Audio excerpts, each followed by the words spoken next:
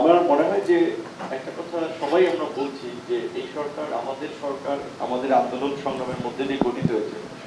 তাহলে এই সরকার গঠনের পরে কেন আমাদের এখন দাবি দেওয়া নিয়ে প্রেস ক্লাবে, সচিবালয়ের সামনে বিভিন্ন জায়গায় আন্দোলন করা লাগতেছে? আন্দোলন তো করার দরকার নাই, সেটা ছাত্ররা হোক কিংবা রাজনৈতিক দল হোক।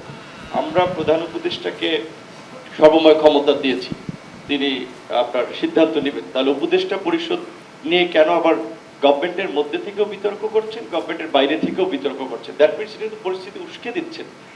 তো সেই ক্ষেত্রে আমার ব্যক্তিগত এবং আমাদের দলের অভিমত, যেটা আমরা আলোচনা করে মনে করেছি, এই মুহূর্তে দেশের ক্রাইসিস সমাধান করার জন্য একটা জাতীয় ঐক্যের সরকার দরকার। বর্তমান যে সরকার কাঠামো আছে সেখানে রাজনৈতিক দলের প্রতিনিধিত্ব নাই, যার ফলে শক্তভাবে যে কিছু সিদ্ধান্ত নেওয়া দরকার, কিছু বিষয় যেভাবে পলিটিক্যালি ডিল করা দরকার, যেমন আমি উদাহরণস্বরূপ বলতে পারি চিন্ময়ের ঘটনাটি সঠিকভাবে ডিল করা হয়নি বিধায় ঘটনাটি বোধহয় ডালপালা মেলেছে। সেক্ষেত্রে রাজনৈতিক দক্ষ এবং অভিজ্ঞ লোকের একটা ইনক্লুশন গভর্নমেন্টের দরকার, এবং 2 বছরের জন্য এই সরকারকে জাতীয় সরকার সাবজেক্টের মধ্যে থাকার জন্য, কারণ সাবজেক্টের বাইরে আলোচনা করলে আমরা কিন্তু আজকে সবাইকে এই আলোচনার জন্য ক্রাইসিসের কেন্দ্রিক আর কি আমি শেষ করছি, যেটা যে আগামী 6 মাসে এই শুধুমাত্র এই ভারতের এর সাথে তো অনেকগুলো ঘটনা জড়িত, দেশের মধ্যে মিছিল হচ্ছে, মিটিং হচ্ছে।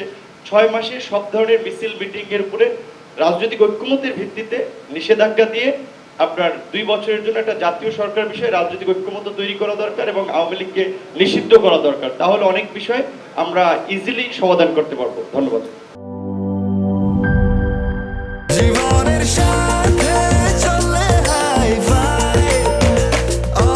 স্বাস্থ্যকর অল টাইম, সব সময় অল টাইম হেলদি লাইফ।